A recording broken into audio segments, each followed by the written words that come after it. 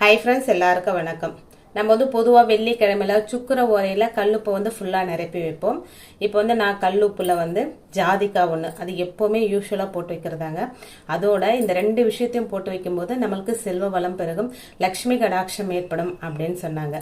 அது என்ன பொருள் அப்படின்னு பார்த்தா, வசம்பு ஒரு துண்டு, ஒரு 5 ரூபாய் நாணயம், அதை போட்டுட்டு இந்த 3 பொருட்கள் மகாலட்சுமி அம்சம் பொருந்திய பொருட்கள், இதை போட்டுட்டு அதுக்கு மேலே கல்லுப்பை ஃபுல்லாக நிரப்பி நம்ம மூடி வைக்கணுங்க.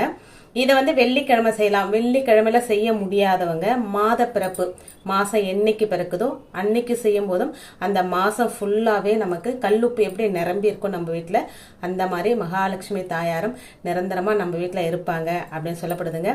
எப்போவுமே கல்லுப்பு குறையாமல் பார்த்துக்கோங்க. நான் வீடியோக்காக வேண்டி உப்பு கம்மியாக போட்டு நான் ஃபில் பண்ணி காட்டுறேங்க. எப்பவுமே என் வீட்டில் உப்பு குறையாம நிறைஞ்சுதாங்க இருக்கும்.